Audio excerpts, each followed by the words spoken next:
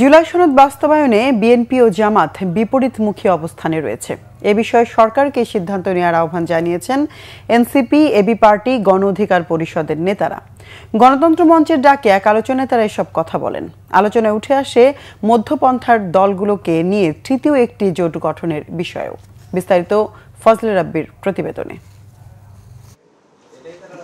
জুলাই সনদের আইনি ভিত্তি বাস্তবায়ন এবং রাজনৈতিক ঐক্য প্রতিষ্ঠার লক্ষ্যে গণতন্ত্র মঞ্চের ডাকা হঠাৎই জরুরি সভা।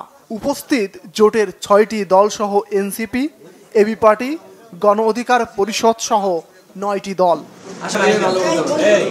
দীর্ঘ বৈঠকে দলগুলোর নেতারা আলোচনা করেন জুলাই সনদ বাস্তবায়ন নিয়ে সৃষ্ট জটিলতা নিরসনের উপায় নিয়ে। বলেন, সরকারকেই এই সমস্যার সমাধান করতে হবে। নির্বাচনের কোনো বিকল্প নাই। সংস্কারের একটি গুরুত্বপূর্ণ উপাদান হলো নির্বাচন। যথাসময়ে নির্বাচন হতে হবে। বিশেষ করে আমরা এর আগেই বলেছি যে গণভোট এবং জাতীয় নির্বাচন একই দিনে হওয়া দরকার। এনসিপির পক্ষ থেকেও তারা খুব ফ্লেক্সিবল পজিশনে আছে। আমরা অন্য দলগুলোর প্রতি আহ্বান রাখি, যেহেতু নির্বাচনের মাত্র ৩ মাস সময় আছে, সুতরাং দুটি নির্বাচন কোনোভাবেই বাস্তবসম্মত নয়।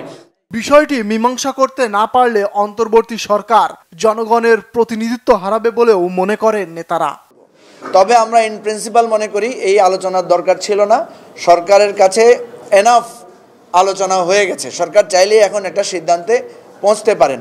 কারোর সাথে যদি সরকারের আলাদা কথা বলার দরকার হয়, সরকার বলে নিলেই হতো।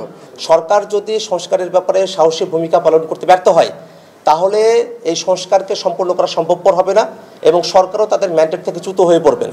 এ সময় এনসিপি নেতা নাসিরউদ্দিন পাটোয়ারি অভিযোগ করেন, সংস্কার থেকে দৃষ্টি সরাতেই বিএনপি মনোনয়ন প্রক্রিয়া শুরু করেছে।